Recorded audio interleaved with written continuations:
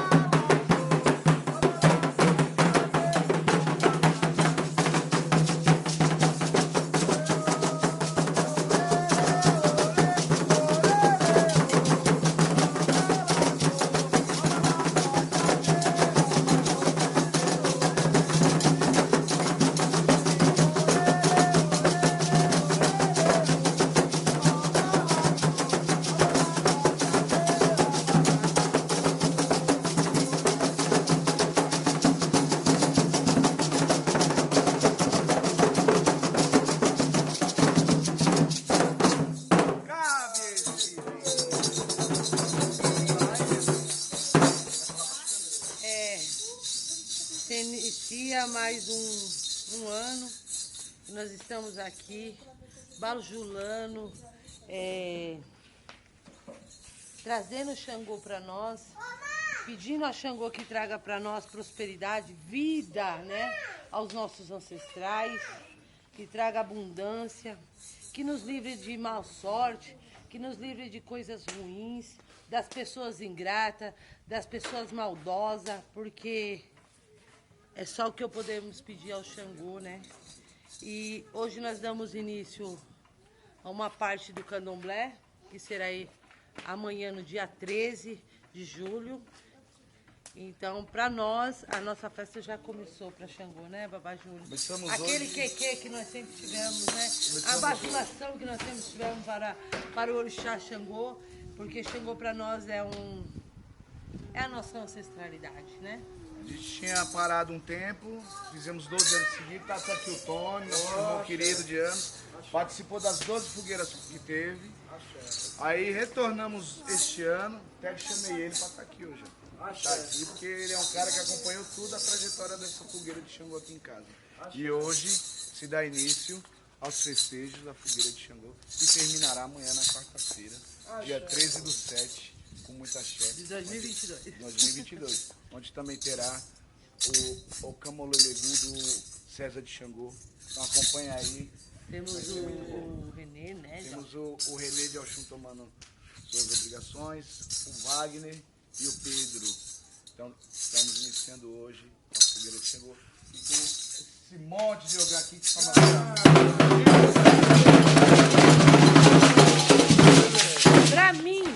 Pra mim, todos os orixás são primordial.